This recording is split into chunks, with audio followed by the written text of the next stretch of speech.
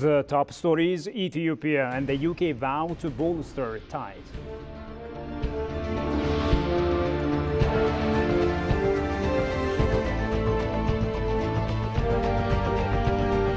And Africa sets ambitious coffee production goal to regain global market share by 2030.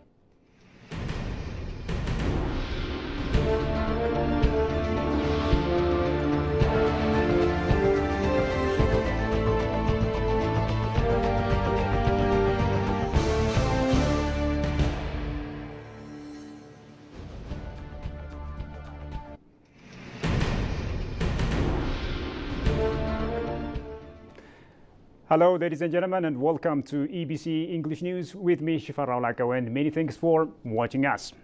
Now, Ethiopian Minister of Foreign Affairs Gideon Timotheos met and held talks with the UK's Secretary of State for Foreign, Commonwealth and Development Affairs, David Lammy, during the G20 ministerial meeting in Johannesburg, South Africa. The two diplomats used the occasion to highlight the long-standing partnership between their nations, with Gideon emphasizing Ethiopia's commitment to elevating their cooperation to new heights. Gideon pointed to Ethiopia's rich trade and investment opportunities, urging closer collaboration to drive economic growth.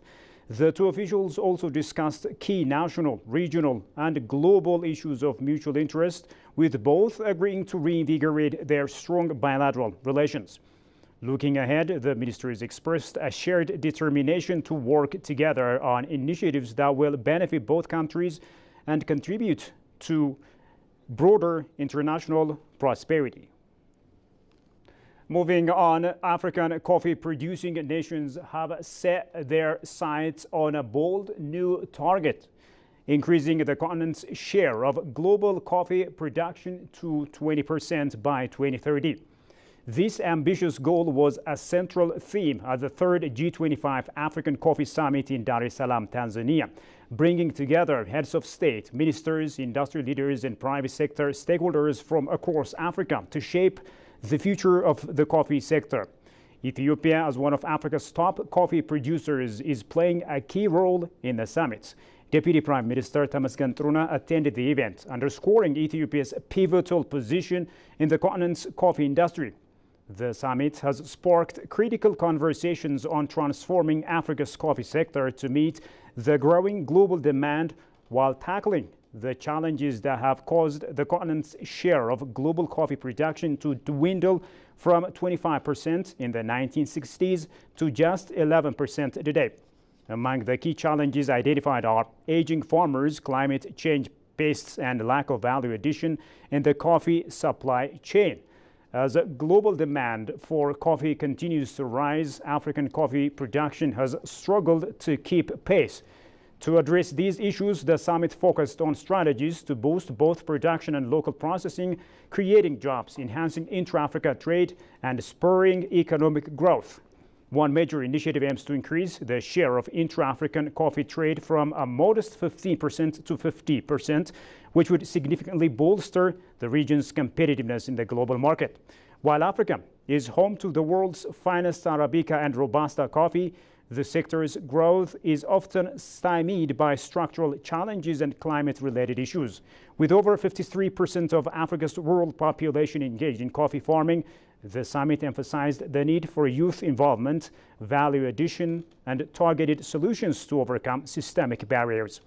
The discussions at the G25 summit are expected to reignite Africa's coffee industry, positioning the continent to reclaim its prominence in the global coffee market and enhance the livelihoods of millions of African farmers.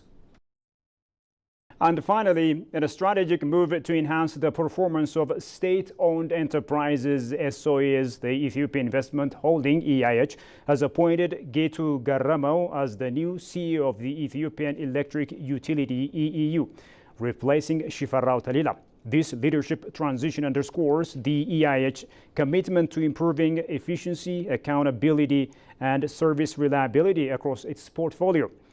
The EEU, a cornerstone of Ethiopia's infrastructure and economic development, plays a pivotal role in the nation's power supply and socio-economic growth. The leadership change is aimed at bolstering operational effectiveness, ensuring more reliable power delivery, and reinforcing transparency within the organization. Looking ahead, the EIH emphasized its dedication to driving bold reforms and enhancing the sustainability of the enterprises, ensuring they contribute significantly to Ethiopia's national development goals and long-term progress.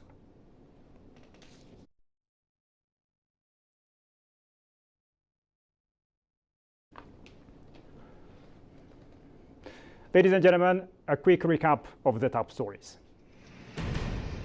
Ethiopia and the UK vow to bolster ties.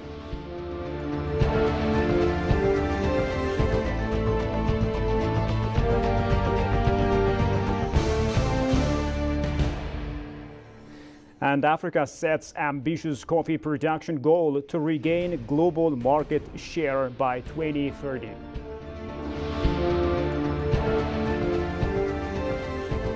Well, dear viewers, that's all the news there is for now. Many thanks for watching us. Bye-bye.